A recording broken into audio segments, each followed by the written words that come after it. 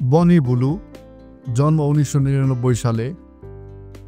তিনি এখন যথেষ্ট পরিচিত প্রাপ্তবয়স্ক ভিডিও বানানোর কারণে। OnlyFans নামক এই প্ল্যাটফর্মে ভিডিও বানানোর আগে বনি ওয়েবক্যাম মডেল হিসেবে নিজের ক্যারিয়ার শুরু করেছিলেন। এবার তার এক ভিডিও ঘিরে হইচই। কেন হইচই ভিডিও ঘিরে? কারণ সোশ্যাল মিডিয়ায় শেয়ার করা পোস্টে বনি দাবি করেছেন তিনি 12 ঘন্টায় বিছানায় সঙ্গ দিয়েছেন 1057 জন পুরুষকে। সোমবার তিনি সোশ্যাল মিডিয়ায় ভিডিও পোস্ট করে এই তথ্য জানান।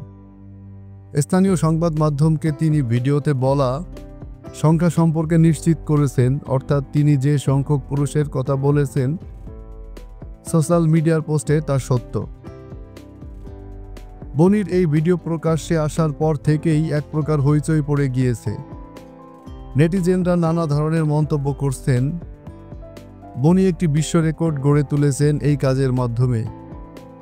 এর আগে 2004 সালে লিসা পার্সের একদিনের সঙ্গী ছিল 919 জন। 2025-এ এসে সেই রেকর্ড ভাঙলেন বনি। জানা যাচ্ছে মূলত 18-19 বছরের তরুণরাই বনির টার্গেট অডিয়েন্স।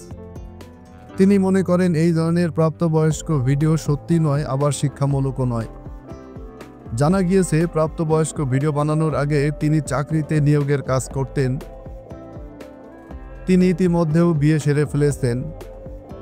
উল্লেখ্য, নানা সময় একাধিক ভিডিও শেয়ার করে বনি জানিয়েছেন কিভাবে এই কাজ করেন, কত টাকা রোজগার করেন, কিভাবে তার দিন যায়, মেকআপ কেনেন কোথায় থেকে, কত টাকা দিয়ে, এইসব শেয়ার করেন তিনি।